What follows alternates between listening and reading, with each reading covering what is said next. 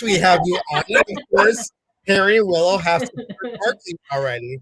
It is so funny. They just crack me up. I was to Rhiannon a little bit earlier, and they started barking because there was somebody, of course, in front of the house just walking. Anyway, good evening, good evening, good evening, everyone. Hello, hello, hello. Thank you for being here. Let's change our background a little bit. Not that I don't mind the little red line behind us, but there's writing in there. So let me change that to this. There we go. All right. Well, welcome, everybody. Thank you, Rhiannon, for I'll do the former introduction in a minute, but thank you for being here. Thank you. Last minute, since Liz couldn't be with us, she had a little bit of scheduled conflict, but Liz will be with us, guys, on February 22nd at 4 p.m. Pacific Standard Time, an hour earlier. So please, please, please join us that day, and then stay with me.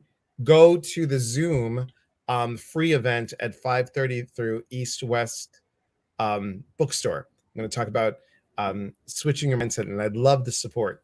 As much as people can sign up for free, please do so because it's exciting. Let me say hello to people. All right, here we go. We've got Julie. Hello, Julie. And Facebook user, good evening. Mallory says, yay, Rhiannon. Hello, Priscilla. Thank you for being here. Crystal, hello. Sister Sledge, good to see you.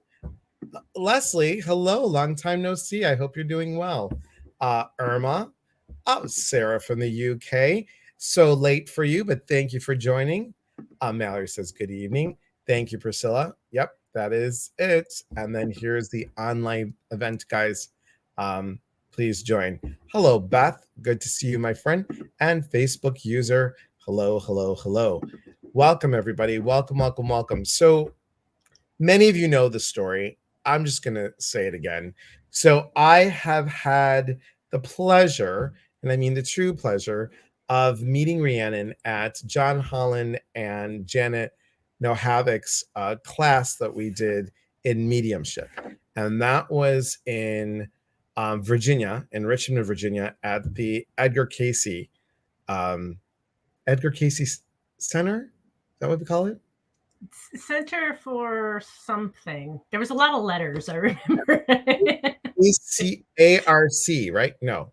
Was it? It seemed like there was 4 letters, but 4 letters. That seems like a lifetime ago. Yeah, I want to say AARP, but that's not it. Those of you that are of age, you know what I mean. We're getting there.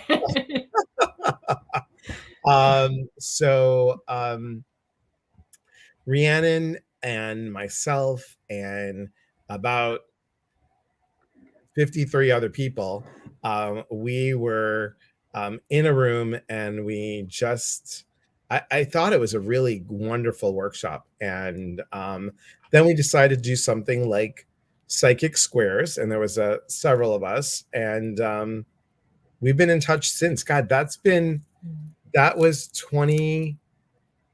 It was 20. Do I want to say it's 2019? 2019. It was 18 because it was before COVID. It's 18 before COVID. Is that? Oh my God! Really? Yeah. It's so long. Because COVID has been a lifetime. Are you kidding me? It has been a lifetime. It's just been crazy. It's been crazy.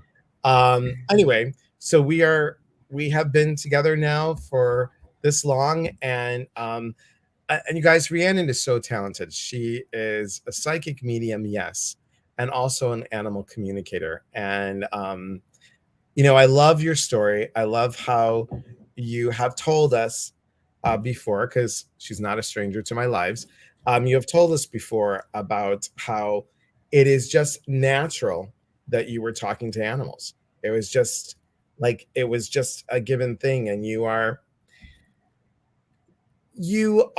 a gentle, quiet person, but you can't tell in the lives, because I just love, when you smile and you bring out all your good juju, I'm going to tell you, and the animals just love you, especially this little one that's sitting in your lap. And this is your new dog, right? This is Veda. She is the first small dog I've ever owned, and probably the only small dog I'll ever own. She came to us over Christmas, kind of through a friend. Her owner went to the hospital and could no longer take care of her. And a friend of hers, which was a friend of mine, was watching her. And I happened to pet sit for her over the holidays. And so I was bringing her home with me every day, just so she had somewhere to be. And she just kind of fit right into our family. And I honestly think that Marmar had a little bit to do with bringing her to me, because Marmar was just so wonderful, and she was such a good friend of mine, my dog, who, if you guys don't know, who passed almost 2 years ago now. But she's similar. She has Marmar's coat, this soft, really fluffy, beautiful coat. And then just, it's kind of nice having a little dog, because you just can take them and they're just little, and you just pick them up and they just go with you, instead of like these monster dogs that I have, the other ones. Yes, I can relate with mine too. Even though Willow is 45 pounds, she thinks she's 80. I mean, she really does. The other night, she stretched all across the bed, like the long way across the bed. And I went to move her, start like growling. I'm like, seriously? Seriously. So kind of funny. Anyway, tonight, guys, we are talking about love of animals, how to show the love of animals, how to speak to them with love and showing them the love. What is the biggest thing that when you're working with a client, whether the animal is has passed or is here, what do they usually say? What's the first thing that they want their guardians, which I love that you call them guardians instead of owners? What do they want to say to their guardians? Well, a lot of times, I mean, the animals, they're telling us, they're doing it for us. I don't even have to talk. The dogs will tell us. Mostly it's just their love for their owners. It really depends on what issues we're working through, or if they're past, it's a little bit different because they're on the other side, a different perspective. But I really feel like each of our animals comes into our lives to help us learn.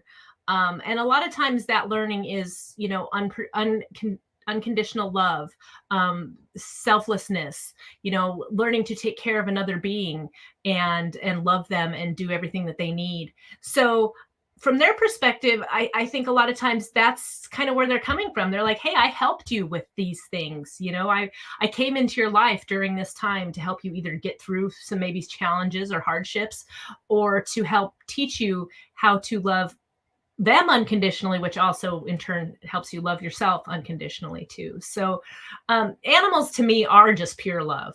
They really are. Even when we don't deserve it, you hear of stories of animals that are devoted to people who really don't deserve the love that they give them. So to me, they are just pure love, and what a gift they are to us. I agree 100%. And they are, like you said, they are really our unconditional. They teach us that unconditional love of self, and love, really, I think, like how we should love one another, one another, really, truly. Hello, Brandy. Hi, Sue. Hello, Bobby. Hello, Michelle. Hi, Rose. Robin says, hi, Rhiannon and Elias. Always happy to see the two of you together. Elias gave me a message from Shadow, male shepherd who passed a year ago. Have definitely been feeling him around. Excellent. I'm so glad. Nice. And as you know, Rhiannon, I usually don't, I get animals once in a while, but it's not my thing. Usually I get them when they've crossed over, but I don't get them a lot. So it was really interesting. It was an interesting message. And here is, you guys, if you want to check out Rhiannon's website, it is rhiannonarchuleta.com. You could also look her up as Spirit Bear Messenger, yes? Yes, on Facebook. I don't want Spirit Bear Messenger, yeah. Let's see. Hello, Connie. Good to see you. Pandora, so good to see you, my friend. If my son would have been a girl, he would have been a Rhiannon. That's awesome. That's awesome. Now, Veda is a cute little Pomeranian, and Mhm. the other two that you have are just so people know. What are your? Sure. I have Uruz, who is half German Shepherd and half Borbal, which is a South African Mastiff. So he's about 90 pounds of pure muscle and insanity. Uh-huh. And then Jethro is like Bloodhound, Coonhound. He's kind of just got a mix in there. He's adorable, and he's also about 80 or 90 pounds. But he's a very sensitive dog.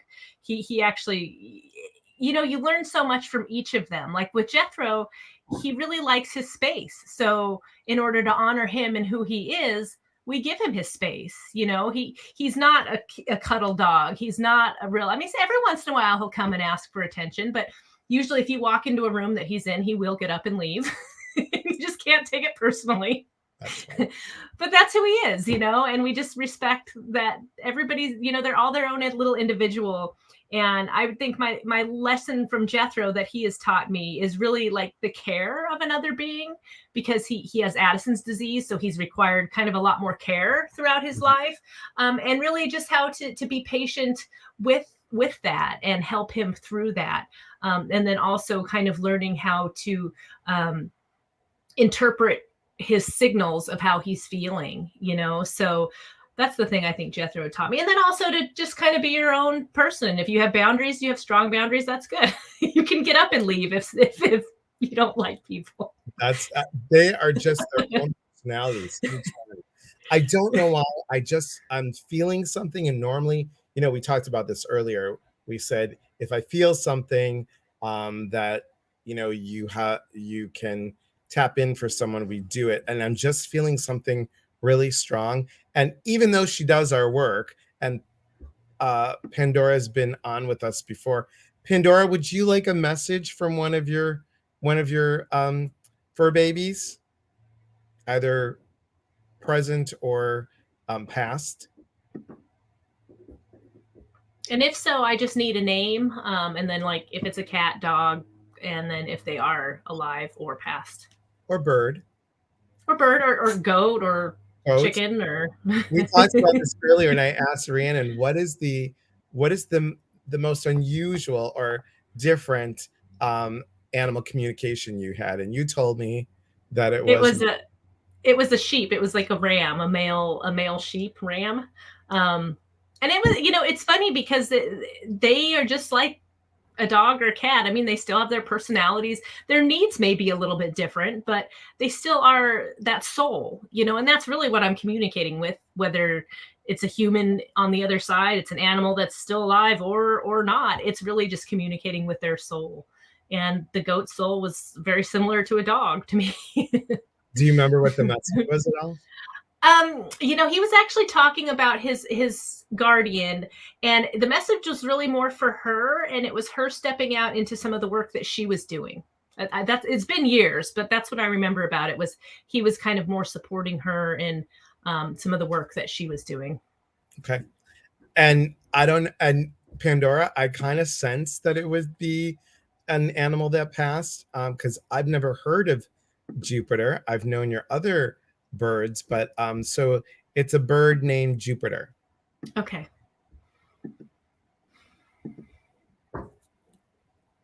So I see Jupiter.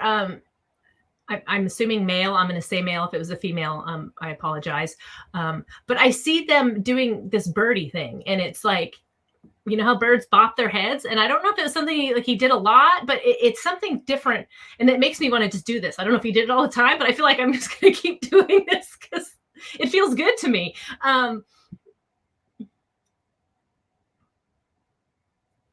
He's showing me like flying around, and I don't know if the bird had his wings clipped or something, but I see getting out in the house and flying around, and I'm seeing everybody running around and trying to catch it. And from the bird's perspective, it's funny. Like, I think I'm hilarious as this bird doing this.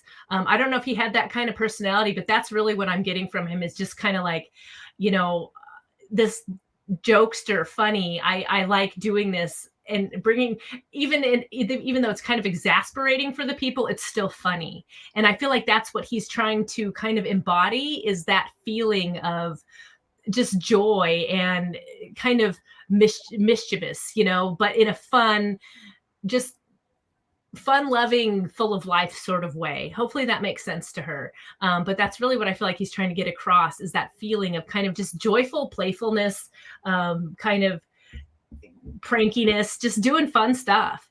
And she'd have to let us know if that happened. But I see like everybody's chasing him and trying to get him, and he's just like, ah! And in bird language, laughing about how funny this is. I love that. I love that. She was a parakeet who lived up to 16. Wow. Oh, okay. Early on, she did like to fly around. Yes. Nice. Awesome.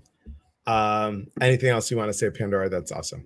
Now, how do we express, like animals like to be pet and to be petted, and oh wait, and she was almost named Periwinkle because that was her color.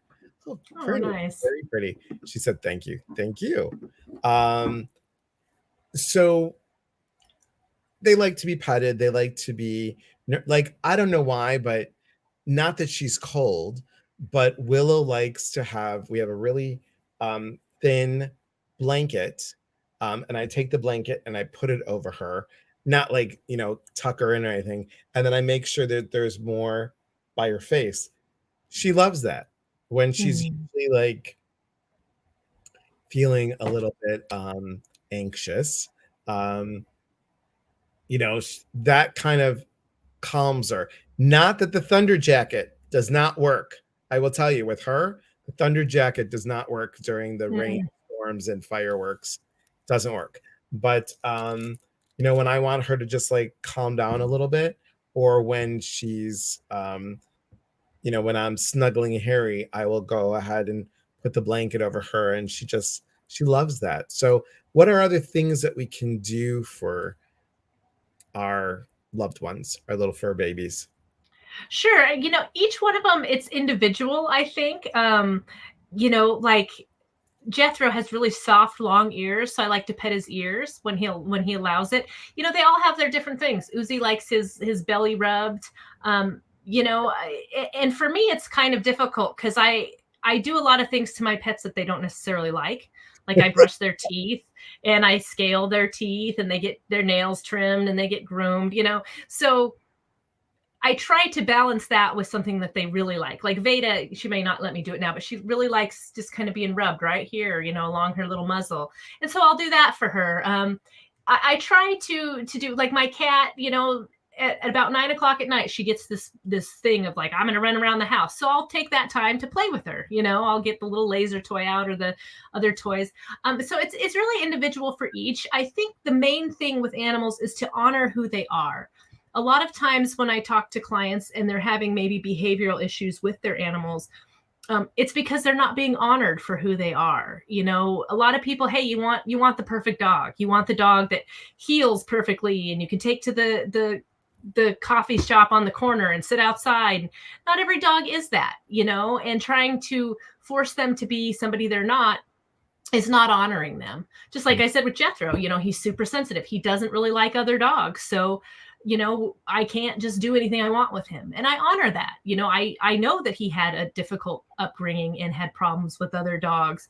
And so I honor that he's very uncomfortable in those situations. So I either extract him from them or don't put him in those. So I would say that's really the best way that you can honor, that you can show them love, is honoring who they are in all their little eccentricities and, quirks and behavior, sometimes challenges, and I think that's the foundation of then building from there to really help them and show them the love. That's good because, like you said, each of them have their own personalities, and we have to, I think, for me as a guardian, I know that Harry and Willow like things differently, just like my other two, Comet and Gretchen. They liked things differently, and it's getting to know them. I think Harry likes when I grab his feet, not his feet, but like more of this part of his legs, and he starts to stretch, and I'm like, all right, stretch it, stretch it, stretch it. And his back legs like totally stretch out, and his front legs stretch out. And he seems, I mean, you could do anything to this dog. Willow, that would be a whole different story. It would be like, no. But she loves when you just tell her that constantly over and over that she's a good girl. I mean, I know that you're supposed to, when you tell them sit and they do it, you're supposed to say yes instead of good girl. But she loves, I could just look at her and I'm like, you're a good girl. And little tail starts to go like this. And I'm like, you're a really good girl. I love the little good girl. And then her little tail goes like that. So it's cute. It's really super cute. Danielle says, hi, Danielle. Hiya, what a sweet topic. Always love to talk about animals. Kathy says, hello, my favorite topic, animals. Yeah. Thank you, guys. Please do ask questions. What are signs of pain in cats and dogs? So a lot of times, especially cats, they will hide their pain. It's kind of instinctual for them, since cats, they're predator, but they're also prey. It would be a weakness for them to show their pain. So a lot of time they will hide their pain. So ways that you can see it would be, kind of depending, like if it's mouth pain, they may not want to eat. They may, drop their food out of their mouth. They may hold their foot up. For me, and what, a lot of people who are in tune or a little more intuitive, I can do a body scan on an animal and I will actually feel where their pain is in my own body. But really for your own animals, just kind of knowing their personalities and watching for those subtle clues. Like when Jethro's coming up on needing his injection for his Addison's, you can tell he starts getting a little bit shaky. And then if he turns his nose up at food, we know that it's time for his injection, because he never turns his nose up at food. So just watching for those little signs of, are they being a little bit different? Are they a little more hesitant to, say, go for a walk or, jump on the couch? Those things are probably indications that they're, maybe suffering from some kind of pain. Bobby says, I was in a webinar training the other day and they mentioned grieving a spirit guide or animal spirit and how that trauma can prevent us from receiving messages accurately from blocks. Have you ever received a message from an animal spirit guide and maybe why they had to leave their person? I can't say that I have from an animal spirit guide that is no longer working with the person. In my experience, they come and go as needed. So I don't feel like they would ever leave like, oh, I don't like her anymore, I'm leaving. It's because you've moved beyond what they were helping you with. So that's how I see it, that, they're there to help you through either a certain time in your life or with a certain, you're learning something new, or that's why they're there. And then if that's no longer needed is why they would leave. I don't ever see them just like, she's kind of gross, I'm leaving. Right. Yeah. No, that's why. Remember when I had that ant infestation and I was like, all right, ants treat about patients. Trust me, Bobby, I would not want the ants to stay around as an animal spirit guide. I'm like, but something that, Rhiannon and I have both talked about, and I've done it in my animal spirit guide workshop, is that I was shown that there are three main guides. There's one on our left, one on our right, and one in the center. These three guides guide us throughout our whole time. And then other guides, as Rhiannon was saying, will come in, teach a lesson, show you something, and leave. It could be the same day. You could see a deer on the road and go, oh, what a beautiful deer. And the deer is to remind you about gentleness. Well, is it gentleness to somebody else or gentleness to self? So those are just some thoughts. Justin and Amy, hello, thank you for joining. Leslie says, animals' eyes say so much. They truly do. Yes. Brandy says, how to facilitate greater communication? I'm assuming with our animals, obviously. Sure. So just as a kind of a caveat, it is a little bit more difficult to get really clear messages from your own animals, just because you are so emotionally involved with them and invested in them, that, and then you also don't have like the like if it's somebody else's animal, I don't know anything about them, so I can get a message and they can say yes. Whereas if my animal, it's like, oh well, I know that about them, so I'm not trusting the message as much. But I would say to facilitate greater communication with your own animals or other animals, it's really a matter of um, quieting yourself, opening yourself up, opening your heart up, and then just being, really. When I do my readings or my communications, I first of all ask for guidance from all my team of guides that help me, but then I just kind of let myself go. And I even ask that, like, just I'm a clear and open channel for the messages to come through. So it's kind of finding the center of myself, my own soul, and then tapping in that way. I think putting pressure on yourself is the opposite thing that you need to do. It really just, it needs to be just kind of a natural flow with no pressure. And it happens a lot more than people, I think, realize, where we just think it's just, like, you may be sitting there and it might be like, gosh, I haven't let the dog out in a little while, and you think that it's your thought, but it's really the dog's been sitting over there staring at you going, I need to go out to the bathroom. Right. So I think it really does happen. Or, they may be looking at you lovingly and it's really them just sending love to you. So that would be where I would say to start from, is really just from a very centered, neutral place. Good advice.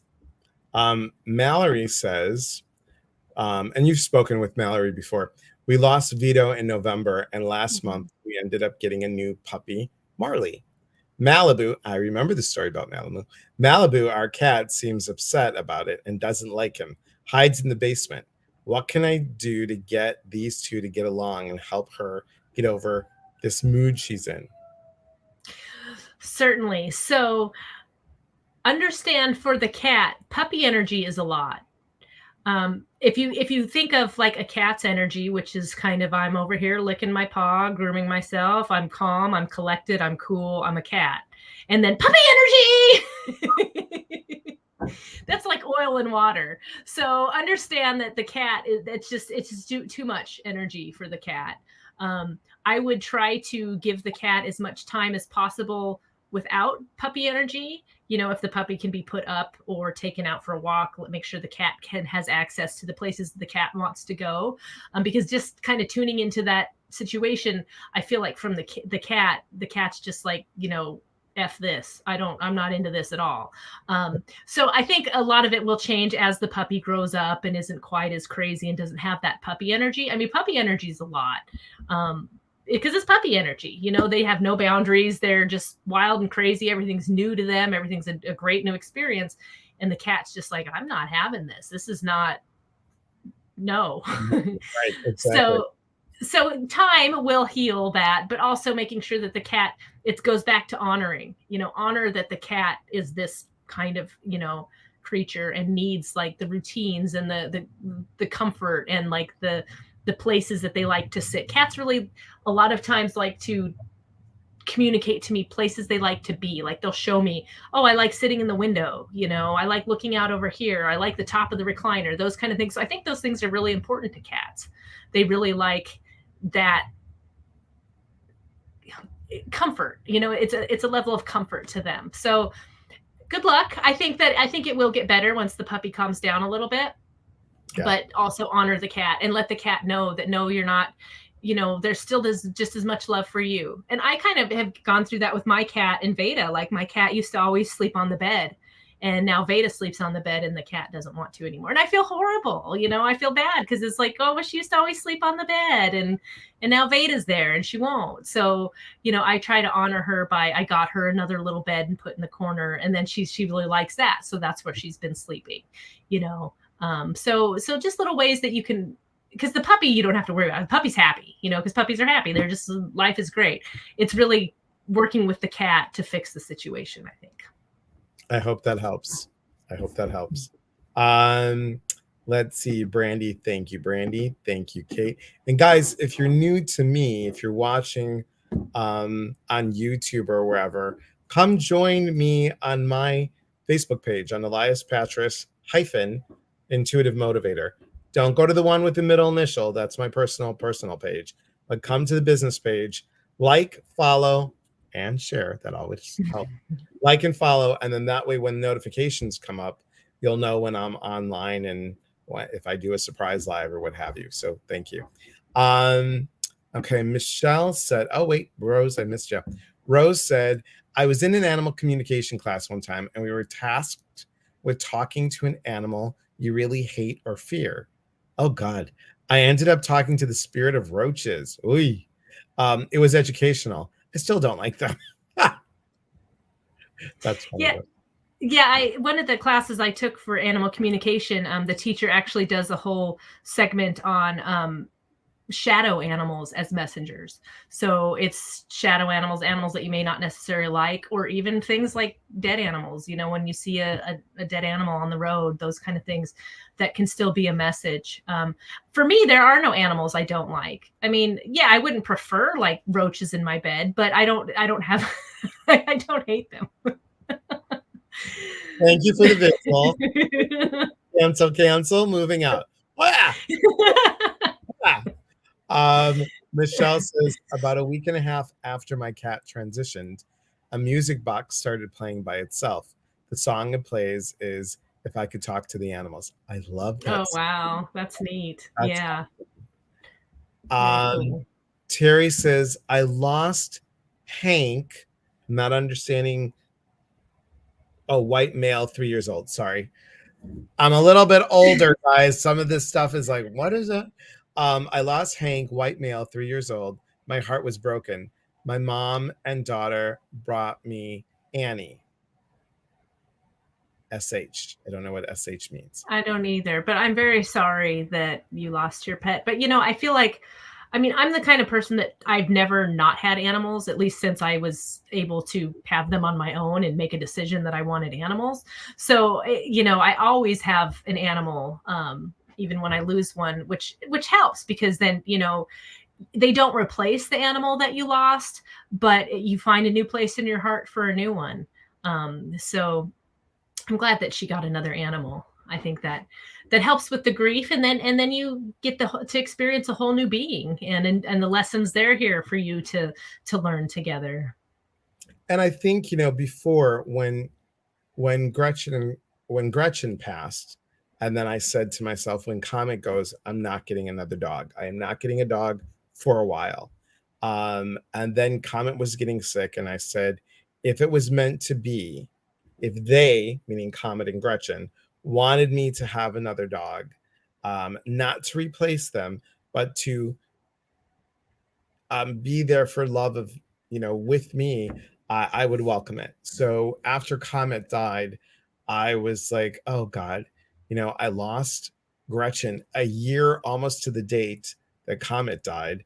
And it was around Thanksgiving. I'm like, I can't do this without an animal. I can't have the holidays without. So I'm like, I'll just foster, you know, just foster the so I fostered Harry, and obviously we know where that led to. So foster failure. But it was about 2 weeks after Comet passed, and I really think that they, both Comet and Gretchen, sent me Harry. And I find it funny because there's bits of personality of both of them in Harry, which is so cute. Mallory says, thank you, Priscilla. Kathy says, have you ever had a dog that will sit and stare at you and her eyes look directly into your eyes, like she's trying to communicate something to you? Yes, my dog Uzi does that. He stares you in the eyes, and a lot of times I know what he's trying to say. Sometimes it's you know, I mean, he's a lot of dog to deal with. But yes, he is one of those that looks you right in the eyes. And it's funny because, going through like behavior and, that all your life you're kind of told never look a dog in the eyes. It's a threat. But for him, it's not. It's really him just looking at you, communicating with you. I think it's just how he is. So some dogs do that. Other dogs like Jethro will look away because don't look at me. Stop looking at me. I'm leaving. And Harry's the same way.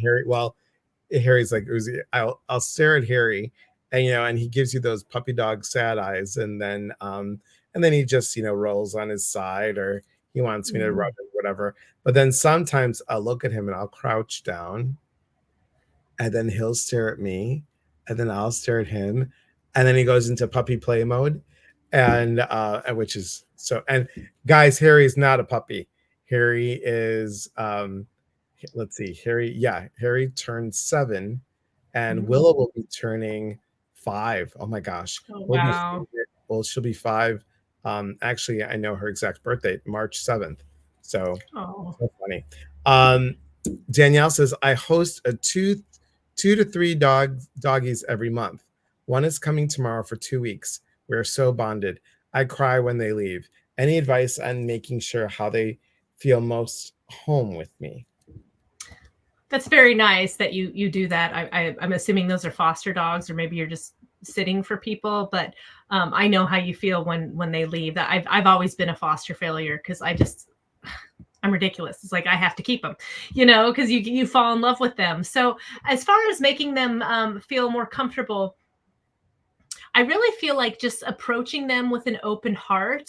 If they are foster dogs, then they may be coming from a situation where, they don't have like that background of stability. So really just doing everything to make them feel that stability. Routines, animals really like their routines. As you know, at 4:30, your dogs are looking at you like it's almost dinner time, so really getting them in a routine. I think that helps them a lot because it just is that stability. It really gives them the feeling of like, oh, hey, I know what's going to happen next, especially for like foster dogs and dogs that come from, shelters or bad situations. They don't know what is going to happen to them. They have no control over their lives. So giving them that kind of sense of like, oh, hey, I know what's going to happen next, really can help them feel more secure. And even if it's, just other people's pets that she's watching, the same thing, because they're, like explain to them, hey, you're just here for, a week while your parents are out of town. And this is how we're going to do things, and then kind of keeping that routine for them. And I think, like you said, it's really important to explain to them, as crazy as it may sound, so the day before we go to doggy daycare, I tell the kids, I say, tomorrow when the sun comes up, and I think about the thought in my head, I'm like, tomorrow, sun coming up, I'm going to drive you, and I show them the car in my head, drive you to SCHOOL. I don't dare say it because they'll know it. And it's so funny because the next morning we get up, we do our usual potty in the morning, then they eat, and then Harry will follow me around everywhere usually. Willow will follow me around only in the afternoon, not so much in the morning, but in the afternoon to the evening, she follows me everywhere. So I'm changing out of pajamas into clothes, and sometimes I just come downstairs and I chill out and relax. But they know, I think, because I told them, they get so excited, and I'm like, what are we doing? And Harry will run, like literally run. You watch an 80-pound dog, gallop through a house. Will run to the back door and know that, and we just were out like an hour ago, but knows that we're going to SCHOOL because I gave them their message. I gave them their message. I gave them their message. Kate says, I miss my pit bull Harry. Trinity and I had to leave him in Oregon when we escaped. Tips on trying to connect to him to see if he's okay. I feel he's okay, but I miss him and worry. With that, I would say if you feel he's okay, I would trust that. But really, you could just quiet your mind, sit, connect to him. And by connecting to him, just remember what he was like. Remember how his fur felt. Remember how he smelled. Remember how, tactile things can really help you kind of tune into that energy of that animal. And then just sit and ask him how he's doing. Feel, how do you feel in your body when you connect with his soul? And that's a good way to kind of know how they're doing. I feel like, if you feel that he's doing okay, that you're right with that, and to trust that. And I know that can be hard, but I would trust that. And then we're always connected, whether they're here, whether they're on the other side.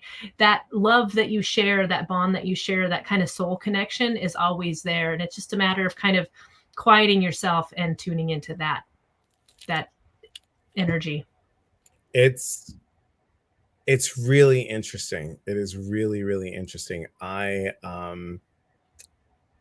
had my parents, all of you know my story. My parents adopted me when I was 18 months old, and my parents were 46 and 56. They had a 14-year-old collie German Shepherd, and his name was Duke. And Duke lived up to 21. And I know, crazy, right? For a collie German Shepherd. And I remember I was in Chicago. I was with my two roommates. I was working at Ed DeBevick's restaurant, 50/60s, crazy place. And I had a dream that I was dreaming of Duke. And was it Duke, or I also had a Henry, not a Harry, but a Henry. I think it was Duke. I'm pretty sure it was Duke. Anyway, I dreamt of him. I was crying, holding him. And I'm like, I miss you. I miss you. And I said, don't go. Please don't go. And I woke up crying in the pillow. And my roommate knocks on the door. She's like, hey, you decent? I'm like, yeah. And I was, wiping up the tears and stuff. She goes, you okay? I'm like, yeah, I just had a odd dream. She's like, what smells like wet dog in here? Wow. Yeah. So I really think, that we can connect truly if your heart's in it. We could totally connect. Kate says, love, but I feel so terrible. We had no choice.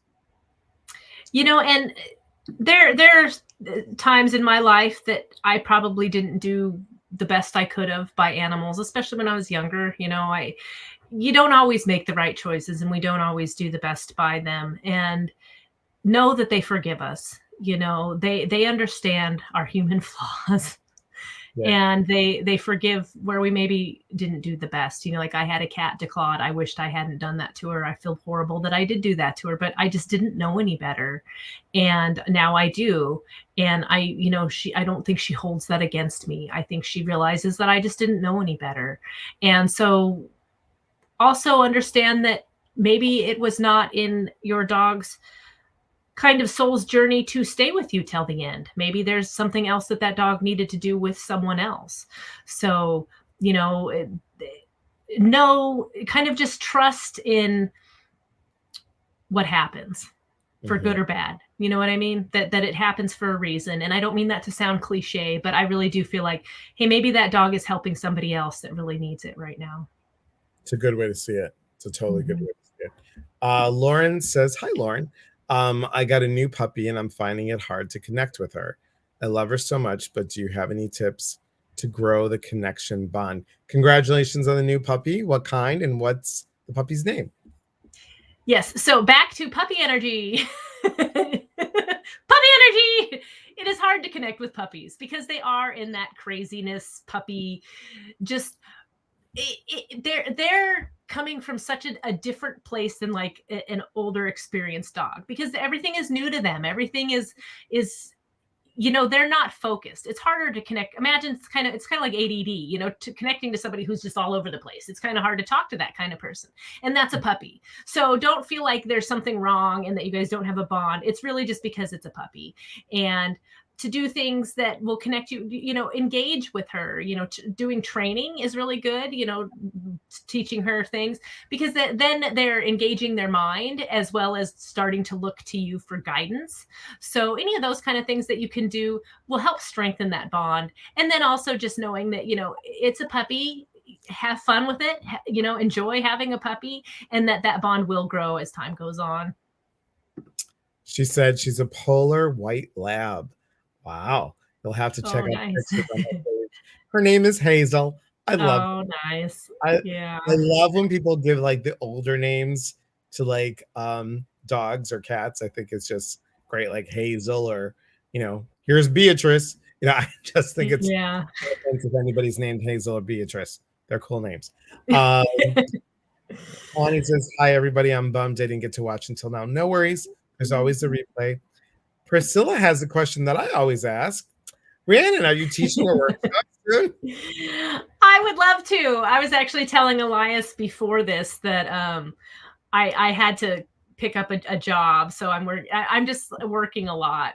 Unfortunately, not in this arena. It's actually I have a dog grooming business, and then I picked up a day a week at the vet clinic, which is like an 11-hour day. So it kind of takes me out for the next day too. It really wipes me out.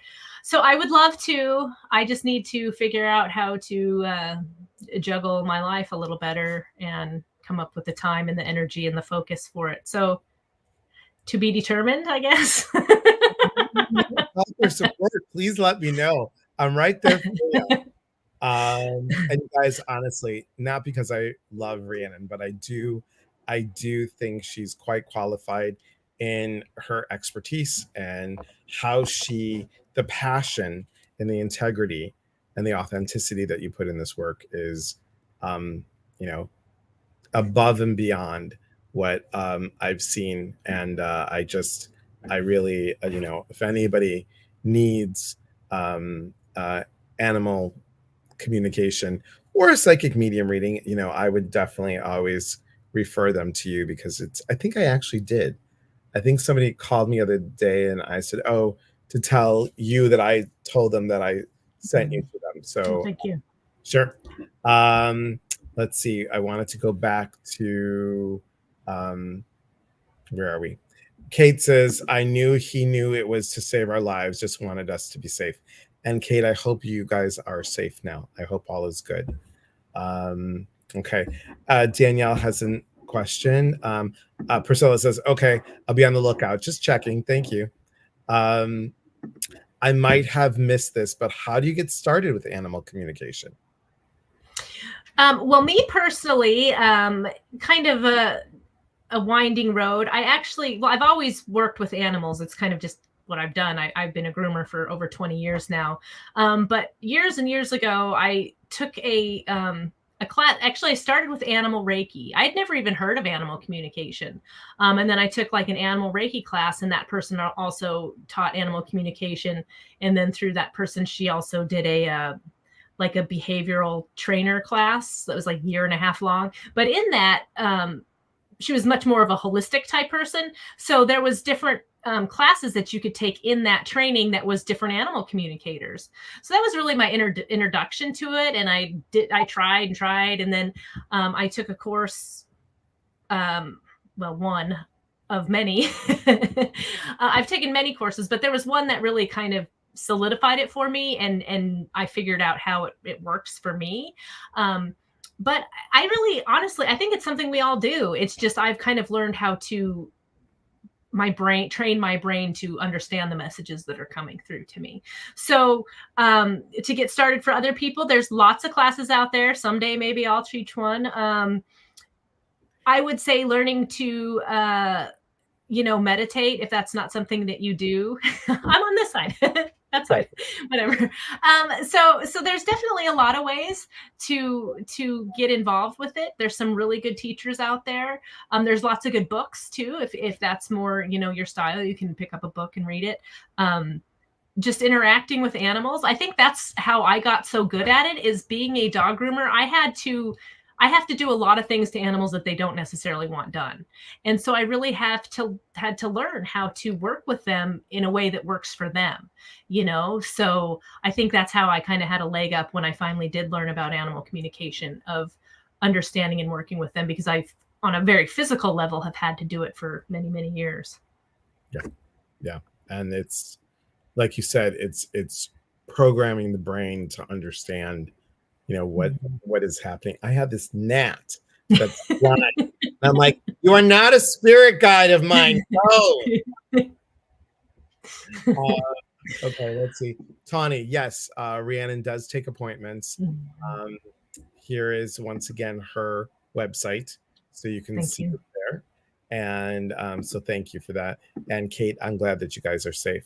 Diane says, what about dreaming of animals? Oh, I love this. This is like up my alley and your alley. I dreamed of the same white horse 2 times. It was sick and scared. It let me hug it and comfort it.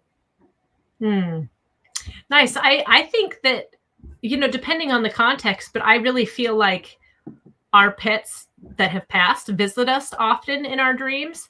If it's an animal that maybe specifically you didn't know, like just a white horse that you didn't know in person, I think that can just be either a specific animal's spirit coming to you, or kind of more like an oversoul, if that makes sense, like the spirit of horse maybe coming to you.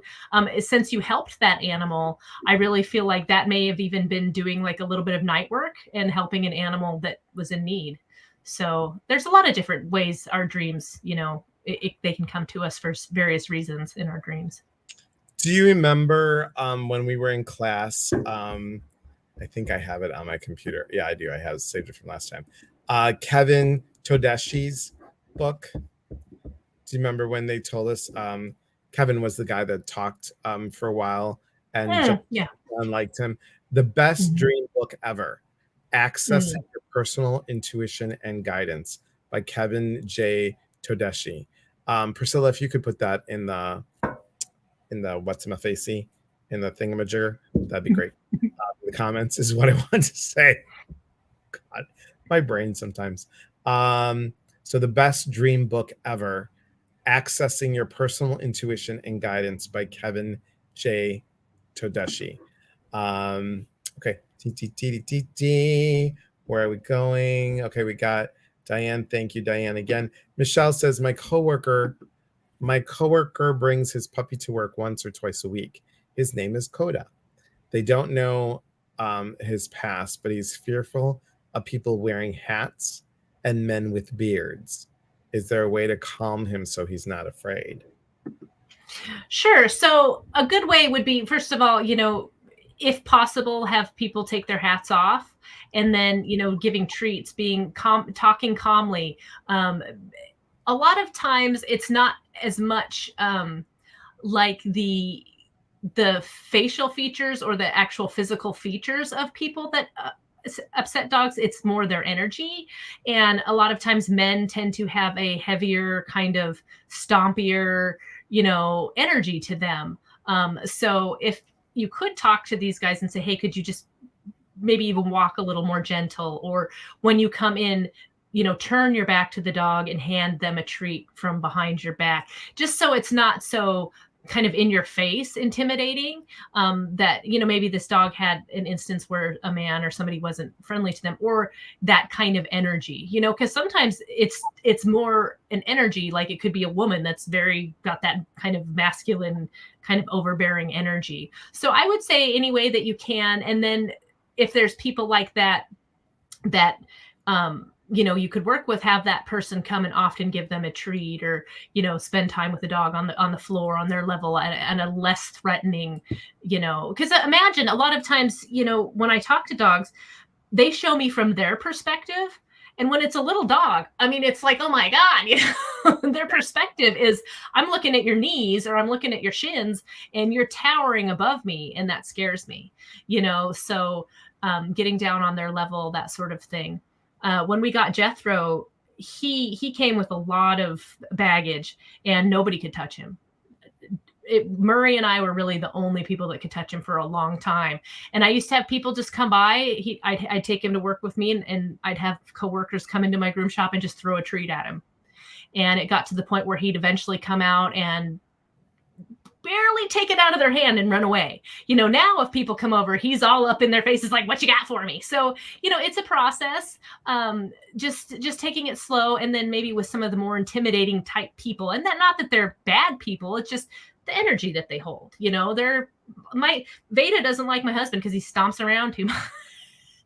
And it's not like he's stomping because he's angry and mad. He has a heavier footfall, and he's a little bit more, aggressive in how his movements. So, having people maybe kind of corral that a little bit around the dog, and I think that would help him come out of his shell a little bit. That's very true. Willow hates when people walk fast. If they walk fast past her, she'll literally go behind them. She doesn't bite them, but she gets really close, and I'm like, oh, don't you dare. Don't you do it. She wants to herd them. So not hurt, but herd. Just so we got that. Herd them. Rose, Diane says, I drive by a horse like this on my drive home every day, and I haven't seen it since the dream. Interesting, yeah. Rose says, I rescued 3 kittens, 2 girls and a boy, 7 weeks old, from my backyard. Long story. And Benny passed after being inside with me for a week. I was devastated. Felt like I didn't do enough. Not sure why he had to leave, but it was a tough lesson in letting go. Yep. And that's really could be what it is. His soul's journey was not to be here for very long. And that's another thing when I say honor them, honor that, honor that his little soul didn't want to be here or didn't need to be here. Maybe what he needed to do here on earth was done in that short period of time. He was efficient. He got it done and left, and maybe it was just to come into your life and to meet you and to feel some love from you. And that was your gift to him. And he moved on to whatever's next for him. Thank you, Priscilla, for posting that. I appreciate it. Lauren says, can animals really sense if someone's sick? I have autoimmune disease in one of my dogs. I feel like I knows, but I love my dogs. They are my therapy. That's so sweet. Yeah, I think they can. I mean, they even have dogs that are trained as like seizure alert dogs, or I've even seen things like dogs testing for COVID. They can smell it. So I do feel like on a very physical level that their senses are a lot more heightened than ours, like their sense of smell. So definitely they can sniff out things that we couldn't. But I think on a more like spiritual level, they usually aren't as caught up in like the messiness and busyness and noisiness of the world like we are. So they're more in tune with what's going on around them, the energy around them, the energy of yours. I mean, anytime have you noticed if you come home from work or come home from being out and you're frazzled or stressed or upset, your animals know, right. And they'll either come up to you to help console you, or they may, if you're Jethro, they're going to leave the room and go somewhere else. So, I really do think they know that. And obviously, they can be trained to help people with disabilities or to help detect, illnesses and stuff. They're amazing. Animals are absolutely amazing. And that's where you guys were talking about them, about pure love and love of animals, how we communicate with animals, how they communicate with us. Hello, Dorothy Baxter. Are you watching from work? Or are you sneaking in? Dorothy, you guys, got a new puppy. OMG. I just gotta hang on one second. I just got to. Dorothy, can you type in what kind of puppy it is? I have the picture, but just the sweetest, cutest little thing that I have seen in a long time. And her name is Sky. And look at this face, you guys. Aww. I love the mask. I know, because I would have called her Bandit or, looks like a little raccoon. I would have called her Panda bear. Raccoon or something. So cute. Hey, Patty. So good to see you guys. You remember my good friend Patty? and Patty does the soul painting. So we should have you come back on, Patty. That was so much fun last time. Hello, Kelly. Good to see you once again. And a blue healer, Australian Shepherd, and Husky mix. Oh, nice. That's Super cool. that's a dog with a lot of drive. Well, Dorothy does things with goats. She has a goat farm. Oh, nice. That's a good place to have that kind of dog. Is having that kind of dog. I cannot believe this hour has gone by so fast.